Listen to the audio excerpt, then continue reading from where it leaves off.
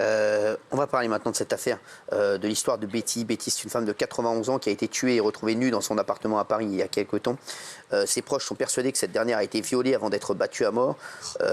Cependant, le viol de la victime n'a pas été reconnu par la justice. Il y a son petit-fils Marius qui est avec nous ce soir. Merci Marius d'être avec nous, merci beaucoup. Bonsoir. Merci Marius. D'abord, on va rappeler cette affaire, Michel. Oui. Ça s'est passé le 10 juin 2021, à 8h du matin, une auxiliaire de vie, l'auxiliaire donc de Betty, qui était âgée de 91 ans, qui est une femme qui vivait à Paris, dans le 13e arrondissement, avenue Stéphane Pichon, au rez-de-chaussée, il me semble. Et elle avait toute sa tête, mais elle avait des problèmes de moteur, enfin, elle avait des difficultés à se déplacer. Donc elle marchait avec un déambulateur. Et donc son auxiliaire de vie qui venait tous les jours, tous les matins, la découvre dans son appartement qui est dévasté.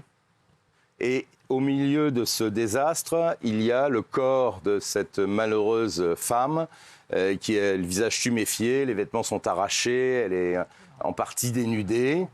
On retrouve un vêtement qui va intéresser les policiers, c'est un sweatshirt noir qui supporte un logo du PSG. Et sur ce sweatshirt, il y a un ADN, et c'est par cet ADN qu'on va remonter à l'auteur présumé, puisqu'il est en train d'être jugé. Il est interpellé 5 jours plus tard. Et l'actualité, c'est qu'il il comparaît devant la cour d'assises depuis ce matin. Alors écoutez bien cette affaire. Et le verdict doit tomber vendredi. Alors, elle a été battue à mort, Marius, votre grand-mère. Ça a été un désastre.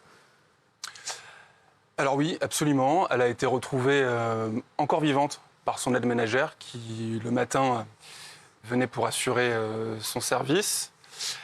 Et elle est morte quelques heures plus tard, des suites de ses blessures.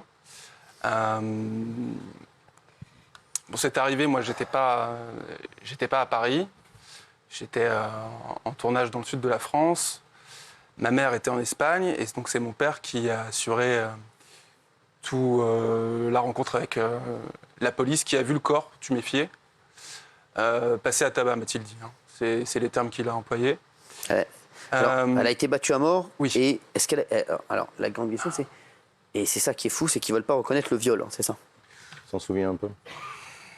Alors, le truc, c'est qu'il n'y a pas de trace génétique qui a été retrouvée sur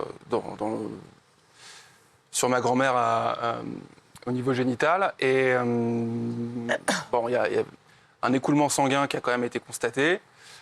Le truc, c'est que pour l'auteur des faits, ça ne change rien. C'est-à-dire que la gravité de la peine ne sera pas amplifiée, puisqu'il risque déjà la réclusion criminelle à perpétuité. Donc, avec mon avocat, on a décidé de ne pas ajouter de la peine à la peine et de supporter ces débats qui allaient de toute façon être extrêmement désagréables. Voilà, mais la question reste entière et je sais que c'est quelque chose auquel personnellement je continuerai à penser. Voilà. Oui, Gilles. Est-ce que vous avez une idée du mobile de l'agression? C'est le vol? Qu'est-ce qui s'est passé? Parce que la sauvagerie, la scène, l'appartement est retourné, votre grand-mère tabassée à mort comme ça. Qu'est-ce qui a pu entraîner ça? Alors, bon, déjà, c'est une réaction. C'est un acte qui, de la part d'un humain, est toujours assez surprenant. Enfin, on n'imagine pas. Moi, j'écris. Mon père est auteur également. On a l'habitude d'inventer des récits, parfois des récits policiers, des récits violents, mais on a du mal à imaginer ce genre de sauvagerie dans le monde réel. Donc, une fois de plus, on voit que la réalité dépasse toujours la fiction. Et ce qui s'est passé, en fait, c'est que ce monsieur Riaz était un SDF pakistanais. Sous OQTF. Qui était sous OQTF, absolument. Et qui a rencontré un monsieur aux alentours de la gare de l'Est, entre la gare de l'Est et la gare du Nord, pour une passe, hein, enfin il n'y a pas d'autre terme. Donc ce monsieur l'a emmené chez lui, dans l'immeuble de ma grand-mère, dans le 13e arrondissement de Paris, dans un HLM. Et il y a une relation sexuelle qui a été consommée. Ce monsieur a viré l'assassin présumé de ma grand-mère, c'est toujours un peu délicat à dire, de chez lui. Et cette personne a d'une façon ou d'une autre accédé à l'appartement de ma grand-mère, qui, comme vous l'avez rappelé, était en grand manque de mobilité.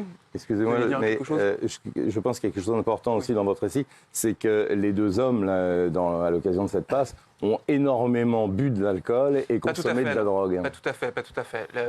Il est très probable, on avait le premier jour de procès là, aujourd'hui, il est effectivement plutôt avéré que l'assassin présumé a bu de l'alcool. C'était a priori pas le cas de l'homme qui l'a ramené chez lui. Peut-être, mais en tout cas, l'auteur. L'auteur. Et donc, ce SDF, ma grand-mère, je ne sais pour quelle raison, lui a probablement ouvert, parce qu'il n'y a pas de trace d'effraction. Et là, effectivement, c'est des actes d'une sauvagerie inouïe, puisque l'appartement entier a été retourné. Mais enfin, quand on dit retourner, il faut imaginer, c'est-à-dire qu'on parle de frigo hors de la cuisine, de meubles complètement retournés, de choses cassées. Alors, je tiens quand même à raconter cette petite anecdote qui est pas du tout rigolote. Mais en fait, si je suis là aussi aujourd'hui ce soir, c'est pour faire vivre la mémoire de ma grand-mère. Parce que sans couverture médiatique, c'est un entrefilet dans un journal local et c'est terminé. Attends, merci Marius d'être là. Alors dites-nous votre anecdote, c'est quoi? Alors écoutez, la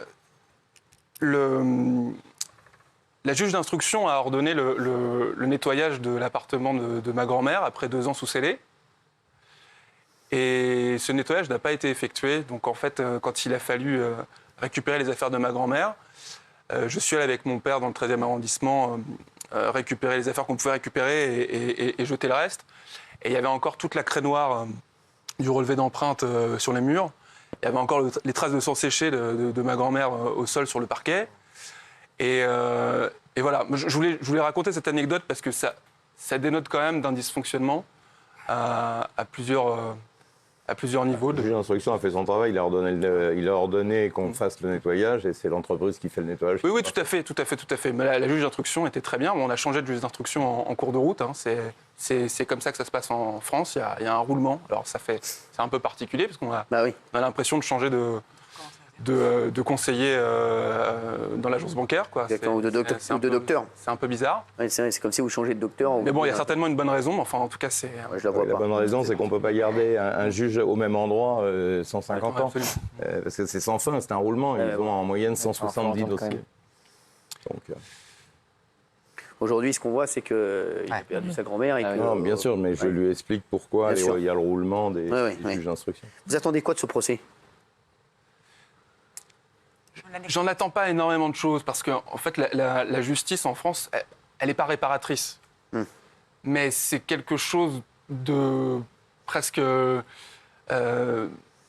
inévitable dans un état de droit. Enfin, il y a la justice des hommes et il y a la justice de la société qui ne sont pas forcément les mêmes, c'est-à-dire qui ne sont pas du tout les mêmes. Moi, quand je vois l'assassin présumé de ma grand-mère, c'est une envie de meurtre qui m'envahit, c'est la loi du talion, parce que c'est comme ça que je le ressens au plus profond de moi. Mais pour autant, je ne suis pas pour la peine de mort. Et je sais aussi que le verdict final sera forcément décevant. Mais j'aimerais surtout qu'on fasse vivre la mémoire de ma grand-mère. Et c'est pour ça que dans les débats, on essaye au maximum de raconter sa vie. D'ailleurs, si vous voulez bien que je raconte un petit peu la vie de Betty. Très vite, allez-y. Comment ? Allez-y, racontez-nous, oui. Voilà, donc ma grand-mère, elle est née en 1930, en Normandie. Elle a eu une enfance abrégée au début de la guerre, 1945. Elle a vu sa maison détruite. Sa sœur et sa mère se sont retrouvées enrôlée au travail forcé en Allemagne et elle a parcouru les routes avec sa grand-mère. Voilà, elle avait des souvenirs assez vifs de cette époque puisqu'elle me racontait que que parfois des fermiers leur refusaient du lait. Et sur leur route, en arrivant à Paris, ma grand-mère s'est mise à vendre des frites avec ma grand-mère. Ensuite, elle a travaillé dans un chai. À l'époque, ça se passait à Bercy. C'est là où on stocke le vin et où il y a le processus de vinification. Ça existait à Paris. On oublie, mais ça existait. Elle a travaillé dans les usines Citroën. Elle était comptable. Elle a rencontré mon grand-père. Excusez-moi. Dans un bal, ce qu'on appelait les bals nègres à l'époque. C'était des bals où se réunissait la communauté antillaise. Et il faut réaliser quand même, hein, c'était un couple mixte dans les années 50, ma grand-mère et mon grand-père. C'est pas quelque chose de commun. Et elle a eu ma mère en 57. Elles ont vécu dans des petits appartements avec les toilettes sur le palier, déjà dans le 13e arrondissement. Et elles ont vécu ensemble à deux dans le HLM où ma grand-mère a fini sa vie. Et c'est quelqu'un qui était extrêmement généreux, courageux. C'est quelqu'un qui, une fois à la retraite, faisait 1h30 d'aller et 1h30 de retour pour venir s'occuper de moi. À l'époque où mon père a changé de travail, c'était un acteur, il s'est mis à écrire et les débuts étaient assez difficiles. Il s'appelle Jean-Carole Larrivé. Et c'était vraiment quelqu'un de bien. C'était quelqu'un qui... On parle d'un SDF qui a mis fin à ses jours, mais c'est quelqu'un qui n'avait pas grand-chose. Hein. Elle vivait avec 1 000 € de retraite. Mais elle donnait de l'argent régulièrement au SDF. Elle a recueilli un chien qui appartenait à un SDF, qui était mort dans une voiture dans le quartier. Elle l'a gardé jusqu'à la fin de ses jours. Oui. Je crois avoir vu quelque part qu'elle avait été volée par une de ses employées. Absolument. Et qu'elle refusait de déposer plainte pour ne pas lui causer absolument. de tort. Il a fallu que je la pousse à déposer plainte parce qu'effectivement, elle avait été cambriolée déjà une fois et cette aide ménagère lui volait le peu de choses qu'elle avait. C'était quelqu'un qui n'avait pas d'argent. Et...